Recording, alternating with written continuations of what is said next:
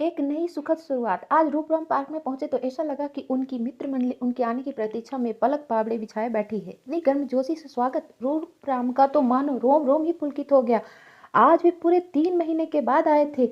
उनके अधिकतर मित्रों का तो पता था कि वे कहाँ और क्यों गए हैं, लेकिन किसी नए मित्र ने पूछा तो उन्होंने बताया कि इकलौते बेटे के यहाँ लगभग 10 वर्षों के बाद माँ भगवती रूप कन्या का जन्म हुआ है। इसी कारण विशेष से पति पत्नी दोनों ही बेटे के पास गए थे।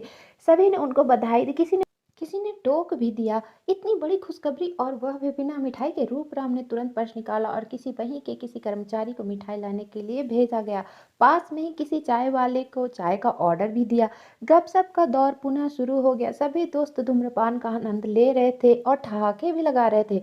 आज रूपराम को सिगरेट न पीते कई दोस्तों ने एक साथ पूछा, अरे भाई रूप, क्या बात है, क्या तबीयत सही नहीं है? और सभी ने अपनी अपनी ओर से सिगरेट पेश की। रूपराम के चेहरे पर एक सुकून भरी मुस्कुराहट थी। उन्होंने जो वाकया बताया उसे सुनकर सभी अचंभित हो गए। रूपराम ने बताना शुरू किया, देखो बंधु, तबीयत तो मेरी पहले से बहुत बेहतर है, असलियत कुछ और है। किसी ने छिड़खाने के भाव से कहा, लगता है इस बार भाभी जी ने कुछ ज्यादा ही टाइट कर दिया।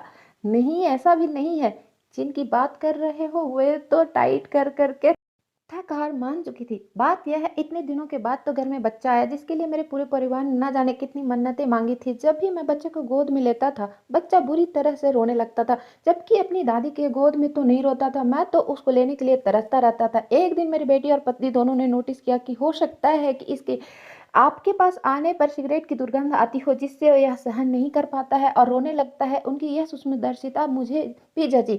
मैंने मंथन किया और मैं इस निर्णय पर पहुंचा कि जिस बच्चे के लिए मैं इतना तरसा हूँ और कोई ऐसा देवी देवता नहीं जिसकी चौखट पर मैंने और मेरे परिवार ने माथा न टेका हो, तो क्या मैं उस अनमोल ईश्वरीय उपहार के लिए धूम्रपान नहीं छोड़ सकता? पोती पोतों को गोद में लेने का सुख धूम्रपान के सुख से कई गुना अधिक आनंदप्रद है और मैंने उसी समय धूम्रपान न करने की कसम उठा ली।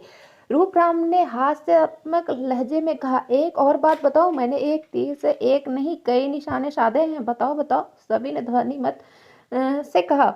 बताता हूँ, रूपराम ने अपने हाथ से इशारा करते हुए कहा। पहला, बच्चा गोदी में आने लगा। दूसरा, धूम्रपान पर होने वाले खर्च बंद हो गया। तीसरा, मेरे श्वास और गले संबंधी रोग लगभग समाप्त हो गए। चौथा, मेरा सारा परिवार विशेषकर मेरी पत्नी बहुत खुश है। परिवार खुश रहे, मेरे जैसी आयु वाले व्यक्ति के लिए इससे बड़ी खुशी क्या हो सकती है? उनका वक्तव्य और दूरदर्शिता से परिपूर्ण था, इसीलिए सभी मित्र उनकी बात को सुनकर बहुत प्रभावित हुए। सभी ने इस बात पर अपनी मुहर लगाई कि धूम्रपान एक लत है, लेकिन यदि व्यक्ति दृढ़ निश्चय कर ले तो उसे इस लत से मुक्ति मिल सकती है। रसगुल्ला, समोसे और चाय भी आ चुकी थी। सभी ने मजे से खाया।